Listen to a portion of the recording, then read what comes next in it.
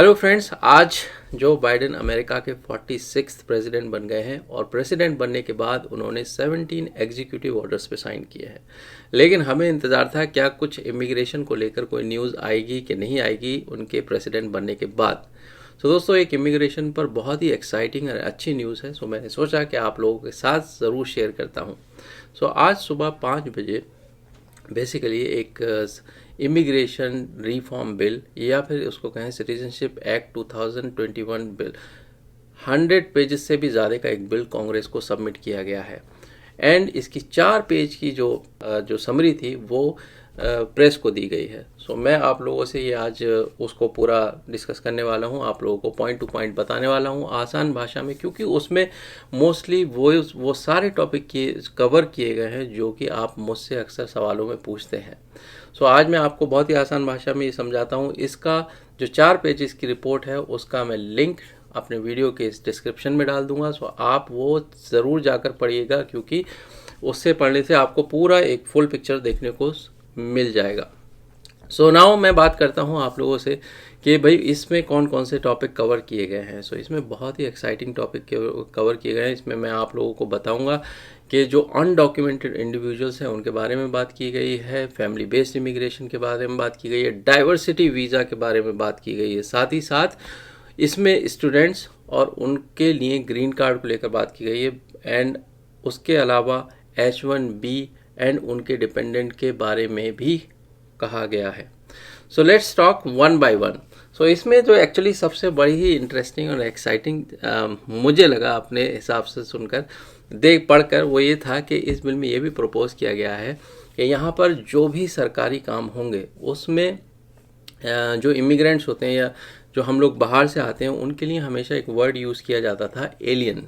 Resident alien and non resident alien. जब आप visa पर होते हैं 2 साल से पहले का जो टाइम होता है वीज़ा पर, उसमें आपको नॉन रेजिडेंट एलियन कहा जाता है, और फिर जब 2 साल से ऊपर वाला टाइम है उसमें रेसिडेंट एलियन हो जाते हैं आप उसमें। उस चीज़ को हटाकर इस बिल में ये भी कहा गया है कि उसके लिए राइट वर्ड अब रखा गया है, वो है नॉन सिटीजन।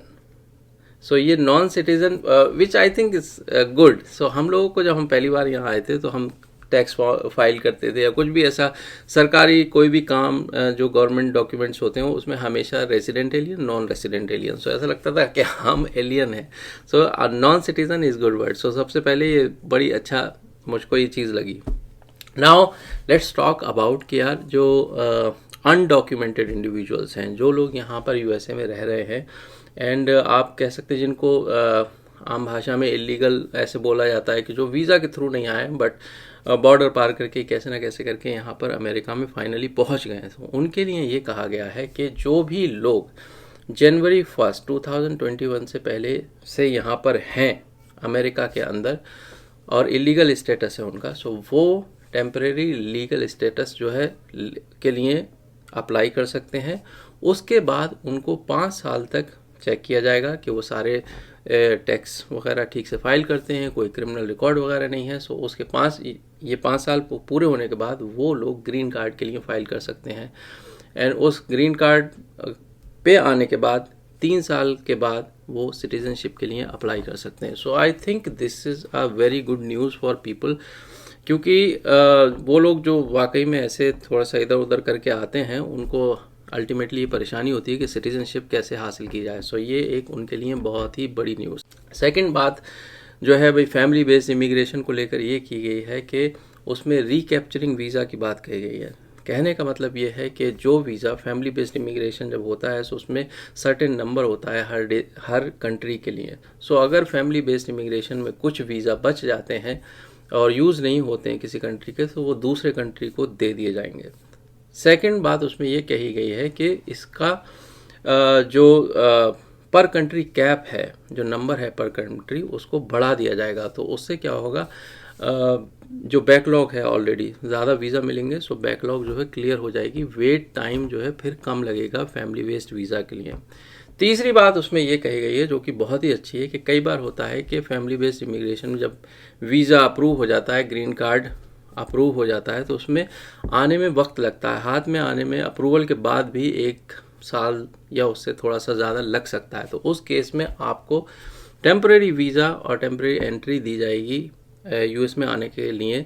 सो उसमें आप यूएस में आकर अपने ग्रीन कार्ड का वेट कर सकते हैं जब तक कि आपके हाथ में ग्रीन कार्ड नहीं आ जाता है। सो ये एक बहुत ही अच्छी खबर है फैमिली बेस्ड इमिग्रेशन के लिए। तीसरा जो पॉइंट है वो है भाई डाइवर्सिटी वीज़ा, जिसके लिए बहुत लोग काफ़ी लोग जो है वेट करते हैं, बहुत लोग डिफरेंट कंट्री से ट्राई करते हैं। उसमें एक बहुत ही अच्छी बात कही गई है, नो बैन एक्ट। सो उसमें यह है कि रिलीजन के बेसिस पर किसी भी मतलब इंडिविजुअल को यहाँ सिटीजनशिप देने से या ग्रीन कार्ड देने से मना नहीं किया जाएगा। और उसमें यह भी पॉइंट रखा गया है कि आने वाले टाइम में कोई प्रेसिडेंट उस रूल को नलीफाई भी नहीं कर पाएगा, उसको रिवर्स नहीं कर पाएगा। सो ये ताकि डाइवर्सिटी यहाँ पर बढ़ सके। दूसरा उसमें जो एक बहुत ही बड़ा पॉइंट है वो है कि डाइवर्सिटी वीज़ा का नंबर 55,000 से बढ़ाकर 80,000 करने की बात कही गई है। 55,000 से बढ़ाकर 80,000 तक उसको ले जाने की बात कही गई है, which is I think amazing. So ये बहुत काफ़ी बड़ा इंक्रीज़ है, डिसेंट इंक्रीज़ है। इसमें इमिग्रेंट्स एंड रिफ्यूजीज़ के लिए भी एक बहुत ही इम्पॉर्टेंट पॉइंट कवर किया गया है। उसमें ये प्रपोज किया गया है कि government, non profit organisations, community colleges, state universities इनको फंड प्रोवाइड करेगी इंग्लिश लर्निंग के लिए, कि वो इमिग्रेंट्स यहाँ पर या रिफ्यूजीज़ जिनको अंग्रेज़ी नहीं आती है वो लोग इंग्लिश ट्रेनिंग ले सकें यहाँ पर, क्योंकि सिटीज़न बनने के लिए आपको ज़रूरी है अंग्रेज़ी आना, इंग्लिश आना, दैट इज़ मस्ट। एंड उससे फ़ायदा ये भी होगा कि ये लोग जब कम्युनिकेशन कर पाएंगे इंग्लिश में तो वो वर्क फोर्स का भी पार्ट बन सकते हैं। सो वो काम कर सकते हैं अगर अच्छे से सारे एनवायरनमेंट में। तो ये एक बहुत ही अच्छा पॉइंट उसमें रखा गया है। एक जो अब स्टूडेंट्स को लेकर क्या कहा गया है मैं आपको बताता हूँ। सो स्टूडेंट्स को लेकर ये बात कही गई है कि वो स्टूडेंट्स जो यहाँ से एडवांस डिग्री स्टेम में, science, technology, engineering and math में जो एडवांस डिग्री लेते हैं उनके लिए ग्रीन कार्ड की जो हर्डल्स आती हैं, जो प्रॉब्लम्स आती हैं, उनको कम करने की बात कही गई है। दैट मीन्स कि उनको ग्रीन कार्ड इजीली मिल जाना चाहिए, ऐसा प्रपोज किया गया है। सो ये इकोनॉमी में भी हेल्प करेगा क्योंकि यहीं के ट्रेंड लोग यहीं के लिए काम करेंगे। सो उससे देखिए ये उन लोगों के लिए अच्छा है जो यूएस में आना चाहते हैं। सपोज़ आप में से कुछ लोग जो यूएस में बसना चाहते हैं तो ये बड़ा ही अच्छा मौका होगा उन लोगों के लिए कि यहाँ पर वो आकर एडवांस डिग्री हासिल करें, यहाँ पर पढ़ाई करें एंड देन ग्रीन कार्ड के लिए अप्लाई करें। सो दैट वे उनको ग्रीन कार्ड मिलना आसान हो सकता है। H1B, सो H1B के लिए हमेशा लेकर ये बात होती है कि भाई डिपेंडेंट को जो है वर्क ऑथराइजेशन मिलने बहुत मुश्किल होता है। सो वो इस चीज़ यहाँ पर प्रपोज किया गया है कि H1B के जो डिपेंडेंट होते हैं उनको वर्क ऑथराइजेशन दिया जाए ताकि जो डिपेंडेंट हैं वो भी काम कर सके। क्योंकि यहाँ मोस्ट ऑफ द टाइम ऐसा होता है कि H1B के जो स्पाउस होते हैं जो काम नहीं कर रहे हैं, सपोज़ हस्बैंड H1B पर है एंड वाइफ एजुकेटेड है, फुल्ली कैपेबल है कुछ करने के लिए, लेकिन वो H4 डिपेंडेंट होने की वजह से काम नहीं कर पाते हैं।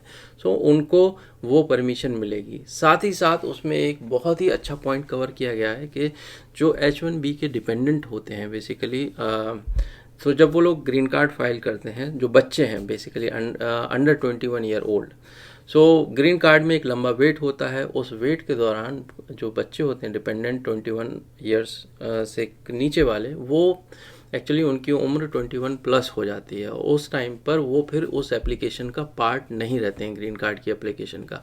सो उसमें ये बात कही गई है कि उन बच्चों को जो कि 21 ईयर ओल्ड इस दौरान एप्लीकेशन के दौरान उनकी उम्र क्रॉस कर जाती है, वो फिर भी उस एप्लीकेशन का पार्ट रहेंगे ग्रीन कार्ड जो H1B ने फाइल किया है। और उनको जो वर्क ऑथराइजेशन है वो भी प्रोवाइड किया जाएगा ताकि वो लोग भी काम कर सकें, अपनी फैमिली का पार्टिसिपेट कर सकें उसको ग्रो करने में। और यहाँ पर अक्सर ऐसा होता है कि 16 ईयर्स के बाद, 16 साल की उम्र के बाद आप जो बच्चा होता है वो लीगली काम कर सकते हैं। यहाँ पर जो चिल्ड्रन होते हैं 16 ईयर प्लस, सो उस केस में this is really I think very encouraging. तो जो लोग H1B पर आते हैं उनके लिए तो बहुत ही अच्छी न्यूज़ है। मैंने इसमें वो चीज़ें कवर करने की कोशिश की हैं जो इस 4 पेज की रिपोर्ट में थी, जो कि आप लोगों से बहुत ही डायरेक्टली रिलेटेड है, लेकिन इसका पूरे 4 पेज की कॉपी का लिंक डिस्क्रिप्शन में रहेगा। आप इसको तसल्ली से बैठ के पढ़िएगा एंड देखिएगा कि आपके फेवर की इसमें क्या क्या चीज़ें हैं, एंड आई होप कि ये चीज़ आपको बहुत हेल्प करेगी। एंड फ्रेंड्स, ये देखिए, अभी तक जो मैंने आपको बताया, ये एक अभी बिल है जिसको कांग्रेस में सबमिट किया गया है। सो कांग्रेस अभी इसको कितना टाइम लेती है या इसमें कितने चेंजेस करती है वो देखने वाली बात होगी। बट इतना है कि ये कह सकते हैं कि बाइडेन एडमिनिस्ट्रेशन ने, बाइडेन टीम ने जो प्रॉमिस किया था कि इमिग्रेशन पे वो तुरंत काम करना शुरू करेंगे, सो उस प्रॉमिस के मुताबिक उन्होंने काम करना शुरू कर दिया है।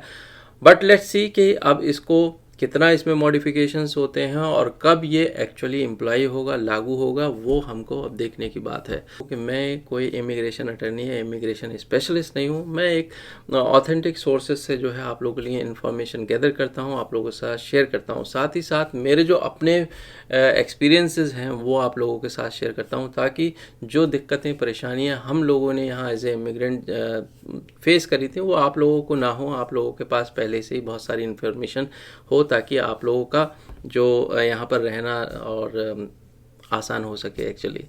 So friends, just I would say stay tuned. मैं आप लोगों को ऐसे ही सारे अपडेट्स जो है बराबर आपके लिए लाता रहूँगा, एंड अपना सपोर्ट जो है वो लाइक के ज़रिए बिल्कुल जारी रखिए कि जितना आप लाइक करते हैं उससे लगता है कि आप उतना ही ज़्यादा सपोर्ट करते हैं।